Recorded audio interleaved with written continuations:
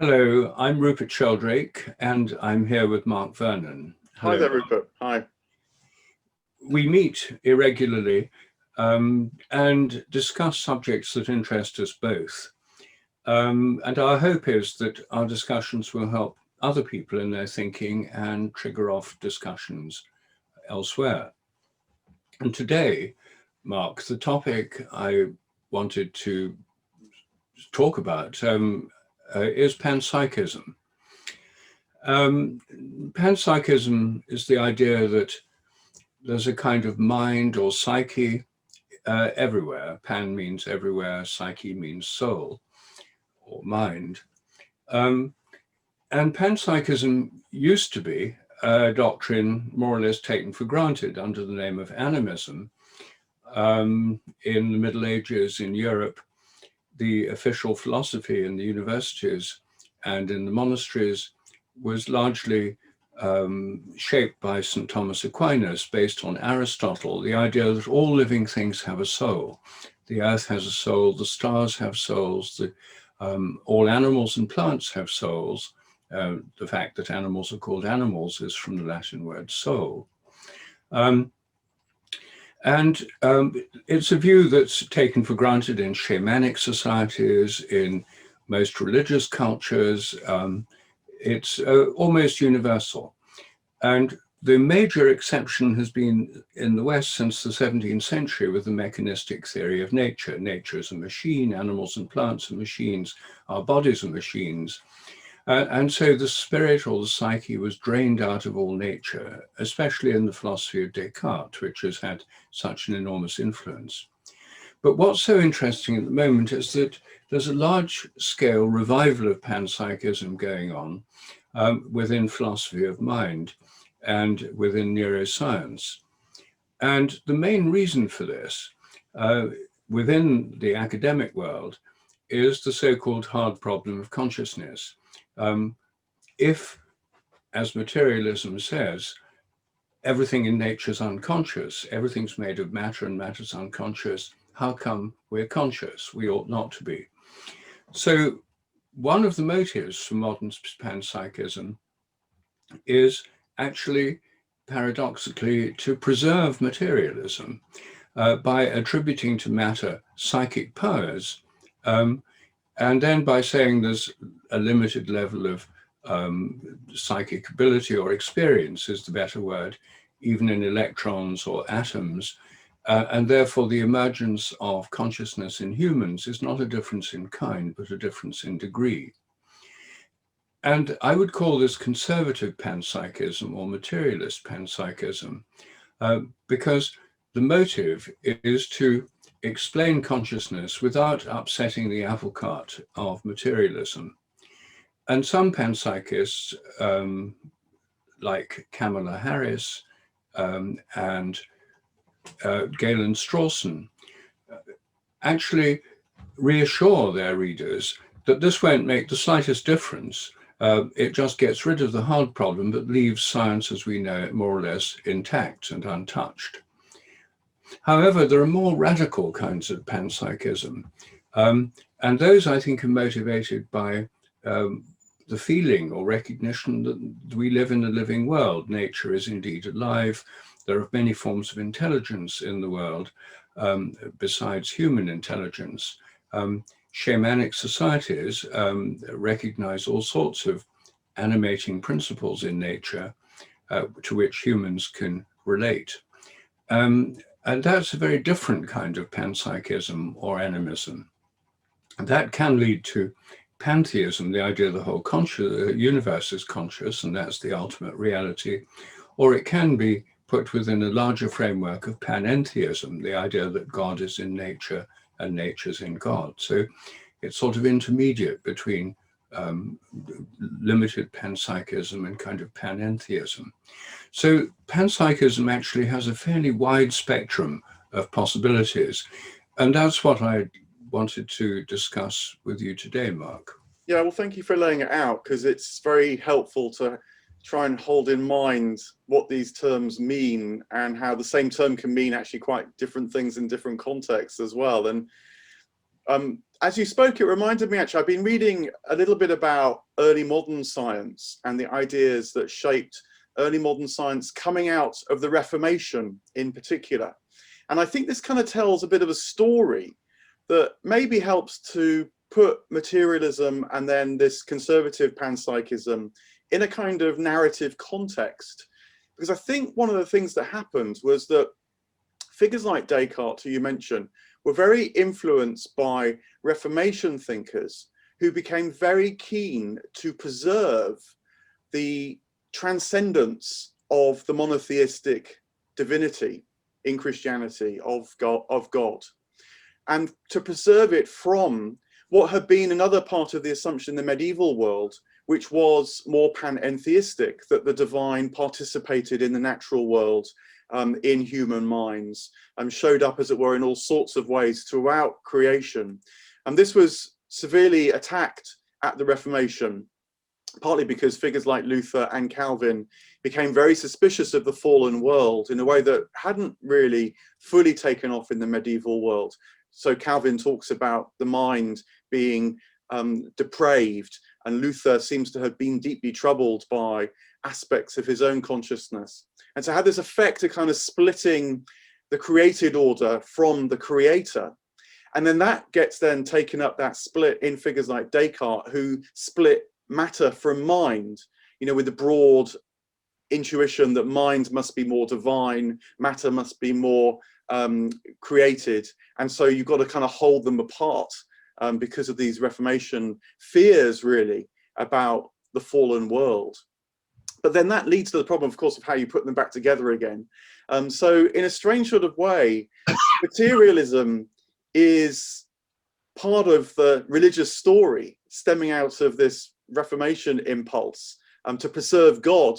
But of course, if you sort of cut God off too much in the effort to preserve God's purity, it then becomes quite easy just to drop God altogether, particularly then when the mechanistic side of things kicks in, as you were describing, that purports to explain everything. Well, what need have I of this hypothesis, as Laplanche eventually put it?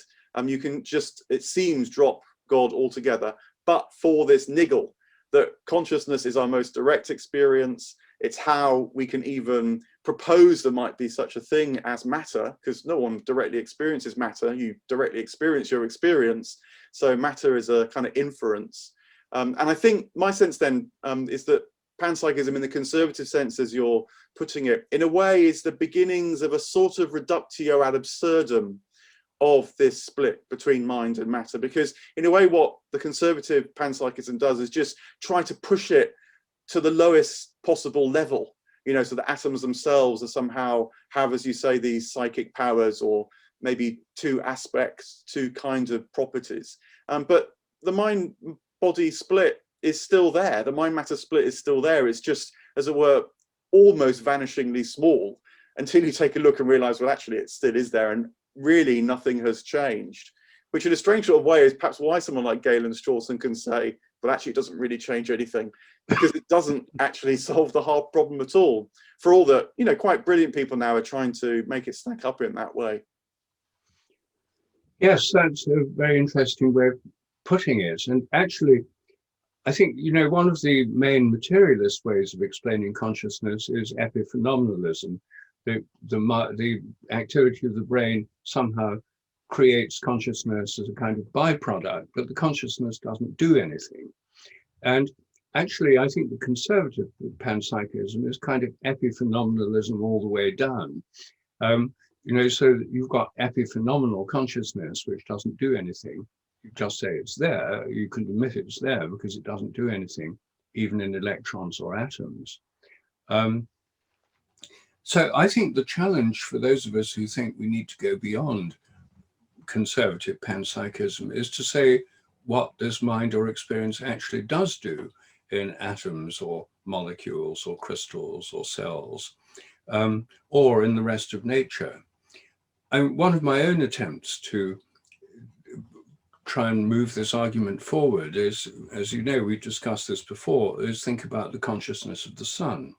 Because if all things, all self-organizing systems in nature have some kind of mind or experience, then it should apply not just to atoms and electrons, but to the sun, the whole solar system, the galaxy, and indeed the cosmos as a whole. And so what difference would it make to think of the sun as conscious? Well, from the point of view of conservative panpsychism, no difference at all, because its consciousness would just be an epi phenomenon of the physical processes that go on in the sun already described by physics. But if it does make a difference, then it would mean that the sun had the ability to choose and to decide and actually to control to some degree what's happening in the solar system. It might decide when to shoot off solar flares. It might decide when to blast planets with coronal mass ejections. And if it did that to us, all our electricity power systems would go out, and so would satellite systems. And at least for a period of months, civilization as we know it would stop. It wouldn't be just like the lockdown where we still have the internet and Zoom. We wouldn't have the internet and Zoom. So that's one way in which I think we could begin to see a panpsychism that makes a difference rather than a panpsychism that doesn't make a difference. Another way is to think about what the experience of an atom might be like, or an electron. And experience is about feelings. It's not primarily about intellectual thoughts. And what kind of feelings does an electron have? Well, it has quite strong feelings of attraction towards positive charges in atomic nuclei or in an electrical circuit. Electrons whiz along as electric currents. They're whizzing through our computers right now. As they whiz along, they're attracted towards positive charges. They're repelled from negative charges. So attraction and repulsion are the very words we use for electric phenomena and for magnetic phenomena. And we just assume the attraction and repulsion are unconscious or non-conscious. But there's an obvious starting point for attributing feeling to electrons and protons, and indeed magnets. They do experience feelings. They're drawn towards one thing or repelled from another. And a lot of our own behavior, after all, depends on attraction and repulsion. We're attracted to certain people or certain foods or certain activities. We're repelled from others. And these are actually powerful motives for our behavior. We don't start with intellectual ideas which are totally neutral emotionally. We start with emotions. From the very moment we're born, and maybe before we're born, the intellectual ideas are a kind of froth on top of all that. So I don't yet know how thinking in terms of attraction and repulsion at the electron or atomic or crystalline or molecular level would lead to testable predictions, but hopefully sooner or later it could. Yeah, see, I wonder whether this, again, is kind of part of a direction of travel. Because when you talk about that, and I know you know about this as well, it takes me to AN Whitehead and his idea that what we call matter, including our brains, is actually part of the process by which we come to know consciousness in the way that we do. But that actually underpinning it all is the complete reversal, in a way, which is a form of idealism, which is to say that consciousness itself is the basic stuff, and it's out of that what we call matter, and then these various features of matter, from the attraction or repulsion of electrons through to ourselves as feeling, we're subjects and objects with these kind of feelings.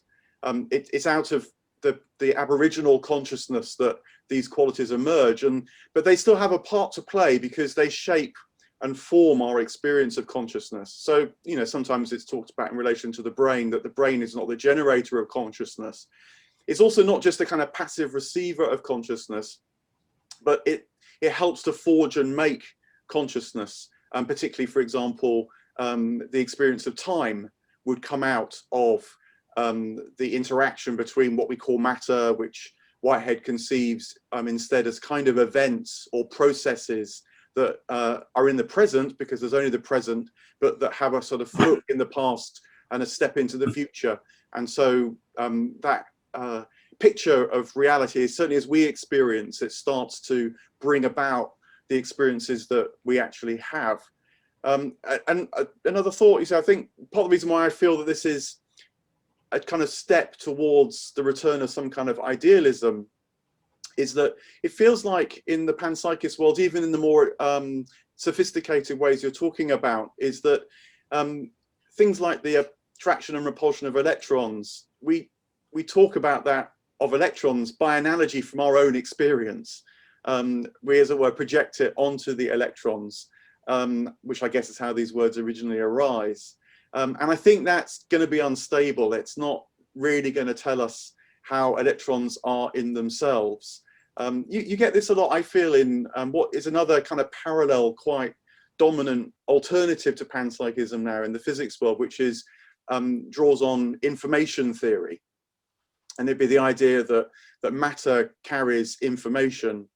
And then the physicists will tell you very quickly that that's not information in the sense that you or I mean it.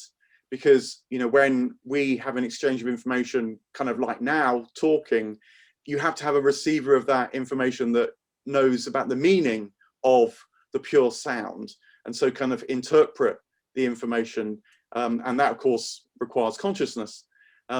What they'd say is that there's a kind of aboriginal information which is just purely about the bits and bytes of the data being there, that kind of lock together in a kind of machine sort of way, a bit like cogs in a clock. You might say there's information in the cogs in a clock, but you don't have to have anyone that understands the cogs in the clock in order for the cogs in the clock to work.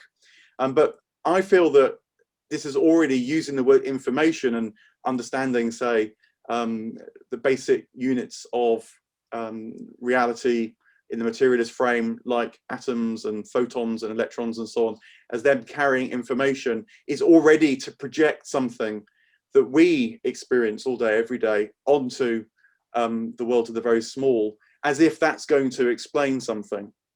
It might produce useful models for understanding and making predictions about the way the world works, and sure enough it does. I mean, information theory is very, very powerful in that way.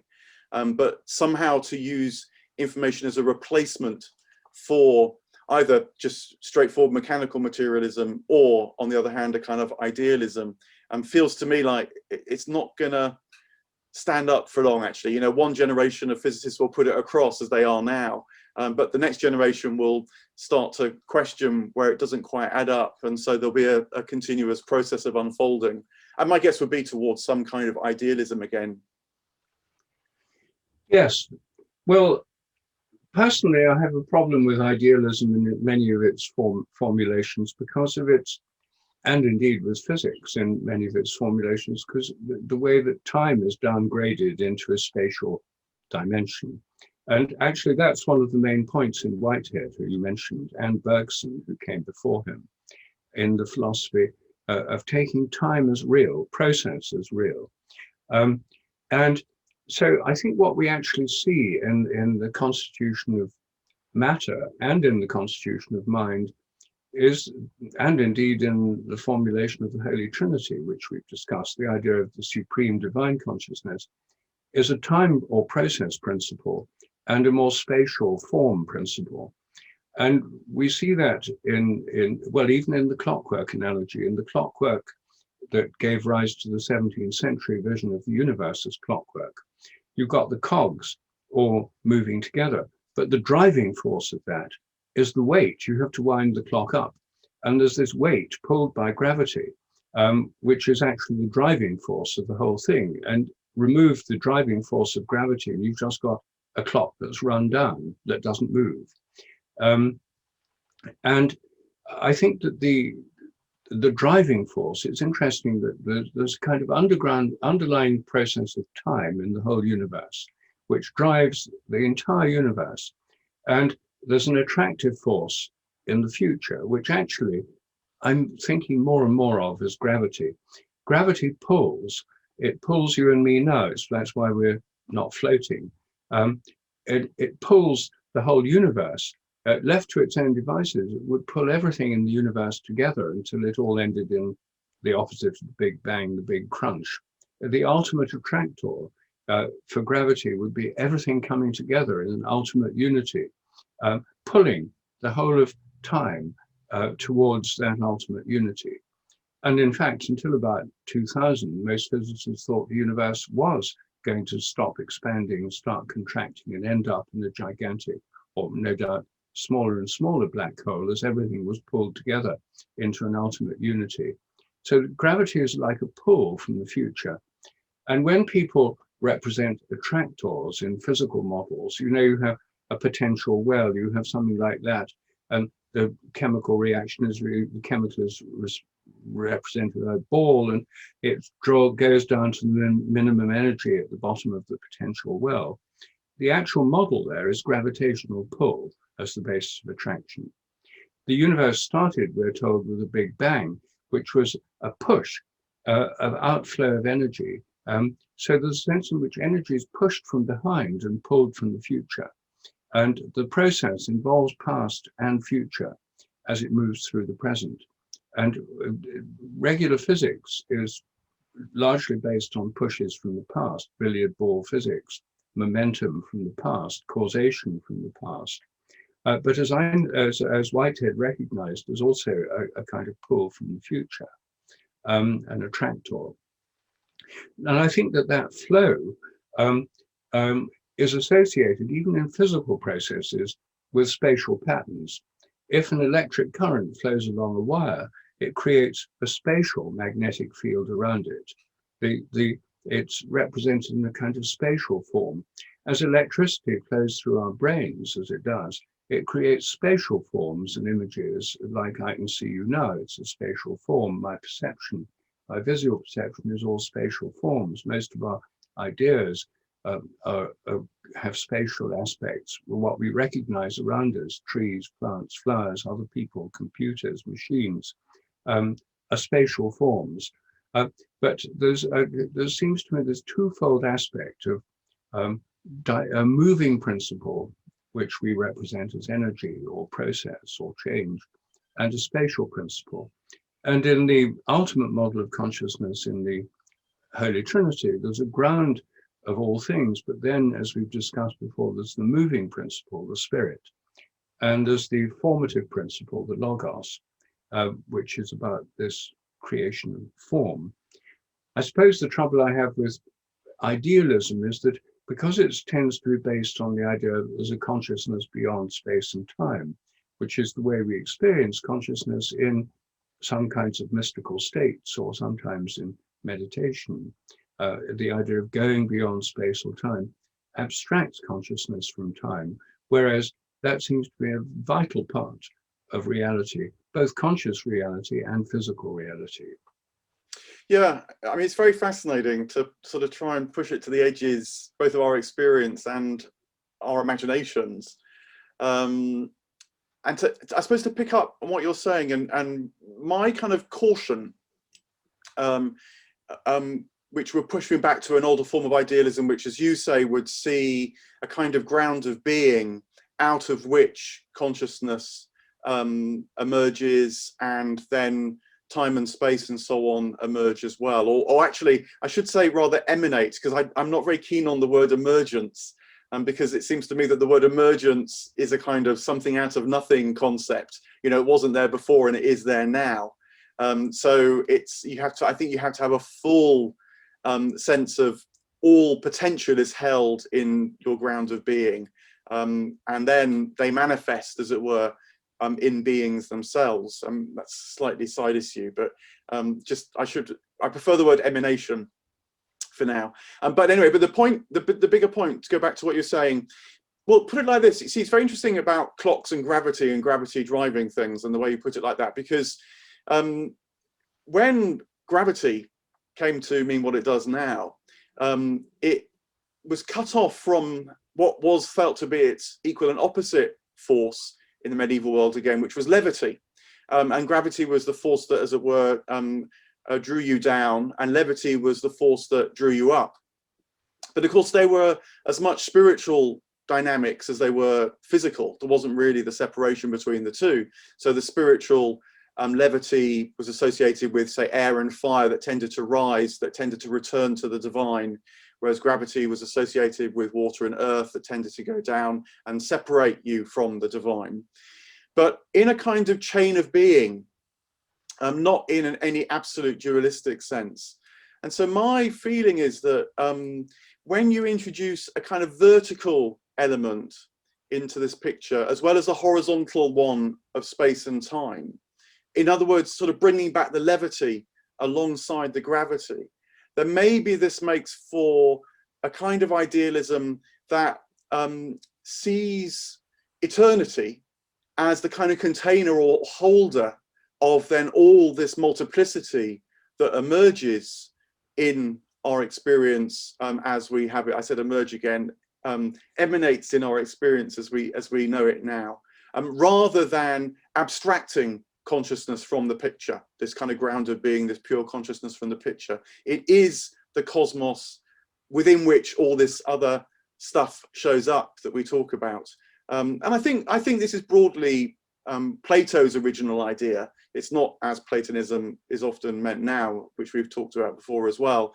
But Plato's original thought was that time is the moving image of eternity. And so it's a bit like a light that gets sparkles into 1,000 or 1,000,000 pieces if it captures 1,000 or 1,000,000 refracted mirror.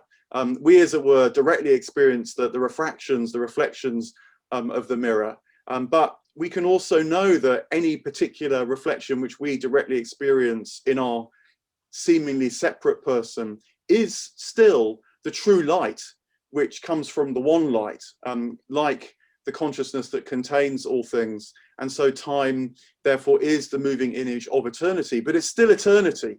It's just eternity in one particular emanation or experience of eternity, rather than being separate from eternity. And I think that helps me to understand these experiences which you mentioned, that actually I think it's quite a common experience in psychotherapy too, that you feel time taking on different forms as you go into more effectively meditative states in therapy, and even feel at times that you touch the timeless. It's not that you're not there, you are there, but you just feel as if you're in the presence of the whole thing rather than just one particular take on it. So it's that, it would be that kind of idealism that I would prefer to move towards, that doesn't split consciousness out for sure, but that would seem to be a pointless exercise actually, but sees time and space and so on being the kind of activities of consciousness viewed from a particular point of view. Yes, I think I suppose the reason I'm not so keen on emanation, I'm not keen on emergence for the same reasons you're not, but emanation implies an outward movement in space. Of course, in time as well, because it's a process, but it can sometimes be interpreted as, in some forms of Plato's vision in the Timaeus, where he talks about this, as something that happened then, not now, in the beginning, an emanation that created the world through then a demiurge shaped it and so on. I think that if it's an emanation that's going on now, the eternity is the ground of the process that's still happening now. And these are deep philosophical and theological issues, because within the Christian doctrine of the Holy Trinity, one of the formulae for this is consubstantial, co-eternal. The three aspects of ultimate reality, the ground of being, the energy or movement or flow of the spirit, and the formation of the logos, the words, forms, shapes, patterns, connections, meanings, are all eternal. It's not that in the beginning there was the God the Father, and then by an emanation the other two parts of the Holy Trinity came along, which is the vision that some idealisms would suggest. Rather, they've all been there all along, all together. And so the sense in which this flow in time, the flow of the spirit, this unpredictable flow of the spirit, which is both pushed from the past and pulled from the future, is an eternal process. And it's interesting, you see, that in modern cosmologies, one vision is the contracting universe, the big crunch model. The universe expands up to a certain point and then begins to contract, and it all ends in blackness, a kind of dark hole, black hole, the big crunch. The other model is that it expands faster and faster and faster until all matter evaporates into light. And we're just left with the universe with nothing but light, which is itself process. Light moves at the speed of light by definition. It is the ultimate process. Now, Roger Penrose has advocated that model. And then, of course, there are people who say, well, it just goes, it bounces. It goes small, then goes big, and then goes small again. And you get a bouncing universe, a cyclic universe model. But the fact is that where we are now is somewhere where both these processes are in some kind of balance. There's both an outward movement and expansion of the universe, and there's the contractive force of gravitation. There's both the push and the pull going on together. And one comes from the past, the outward push of the universe, the expansion. The Big Bang implies a kind of explosion and outward movement. And then dark energy is supposed to go on pushing it further out. And the other is this contractive effect. And even if you look at, I've been thinking about the most elementary sort of mechanical movements, models of movement, like ballistics, as in 17th century physics. You fire a cannonball up into the air and it goes sort of up, and then it sort of goes on a trajectory and then comes down again. There you've got the push from the past, the firing the gunpowder that pushes the cannonball up. And you've got the pull from the future, which pulls it down to earth again. And the cannonball, even as such a simple mechanical system as a cannonball going up on it in its trajectory, is both pulled from the past and pushed from the past and pulled from the future. And that way of thinking about time seems to me as a kind of eternal principle, not something that has to be added on after a beginning, but somehow the nature of reality is that all these things are happening together. There's this consciousness which has this eternal sort of beyond time aspect, but yet within time and informational form are all part of the same thing. I think that's why I'm attracted more by the Christian model of the Holy Trinity than pure idealist philosophies, which want to get rid of time ultimately and go beyond it altogether. I don't think we can, at least we can, but only at the expense of abstracting. And this is, after all, a live debate today. There are idealists like Bernardo Kastrup, who put a very convincing case, or Rupert Spira, for the primacy of consciousness. And we've also got to, as we started by discussing, the sort of conservative panpsychists who basically want the materialist model to continue without too much disruption, just adding on consciousness and sort of tacking it on as an extra principle to solve the problem, the hard problem. And that seems to, we've got this full spectrum of debate going on today. And actually, it hasn't really been debated that much for decades. Whitehead and Bergson both tried to start a debate about the reality of process and time. But I think we're actually entering a historically interesting moment at the moment where all these possibilities are on the table. Yeah, I mean, I do agree with you there that it's very exciting that all these things can be, you can find good advocates, as it were, of all positions and then contemplate them yourselves. I mean, just to put my last maybe throw back to your comments there about say the cannonball, because it seems to me that you're right. There is one way of looking at it, which is the push from the past and the pull from the future. But that parabolic curve could be described by a mathematical equation, which would, as it were, capture both the past, the present, and the future in one expression. Now, that alone is an abstraction, and I hear your comment there on that. But I think that maths itself, and I think this is going back to Plato originally, he didn't think of mathematics in the abstract way that people tend to think of it now. He thought of it in terms of living intelligences. And this then gets picked up particularly in the angelology that comes out of Neoplatonism and the medieval period. So you don't stop with the abstraction, you stop with the living organism, as it were, of the cosmos as a whole. And then when you get to the higher angels, the cherubim and the seraphim, the kind of pure intelligences, the pure light.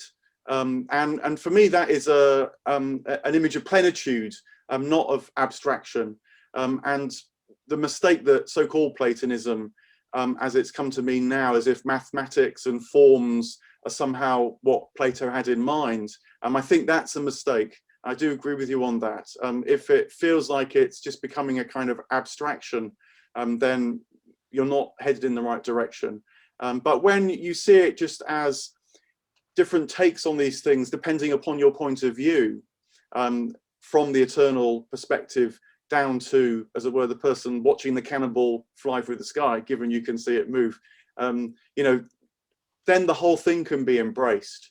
And so, you know, and actually, interestingly, I think Bernardo Kastrup even has started talking about angels, because I think he's realizing that you need this kind of living, felt quality of intelligence within what in the Christian world would be called the kind of divine plenitude. And you know, it is in Christianity as well as the Trinity. In certain parts of Christianity, like Meister Eckhart, he would talk about the ground as well, das Grund, the kind of Godhead, which does take we creatures to a horizon which we perhaps can't look over. But then maybe we should only expect that as mortal creatures after all, even if we share in the ground of being that is the divine ground too. Certainly this side of eternity. Well, that seems a good note on which to end, Mark. I'm sure we'll have a lot more to say about these questions, but I think it's a wonderful way of giving a complete picture, or at least pointing towards a complete picture, and one that includes all sorts of elements that are certainly left out of the shallower forms of panpsychism today, and opens up this whole question and for ongoing discussion. I mean, we're still discussing it now, long after Plato's discussion, and these are still living questions for us today, more living than they would have been, say, 100 years ago. Yeah, and as we were saying, you can do a quick search for YouTube, find the figures who are the best advocates of different positions. I mean, you mentioned Bernardo Kastrup, and Philip Goff is a quite good advocate, I think, of conservative panpsychism. Someone like Tim Freke would be somewhere in the middle. I think Rupert Spira is a good advocate of coming from a more Sufi or Vedantic tradition. And I don't know, someone like David Bentley Hart, actually, his next book, which I've just seen an early version of, he's going to have a lot about how this all fits together, particularly from an Eastern Christian point of view, which is more, I think, open to ideas of Godhead than perhaps Western Christianity has been. But there are very articulate advocates of all these positions. So go and have a search, listener, if you're interested in these things and want to take an even deeper dive. But thanks very much, Rupert. That's really fascinating. Thank you, Mark.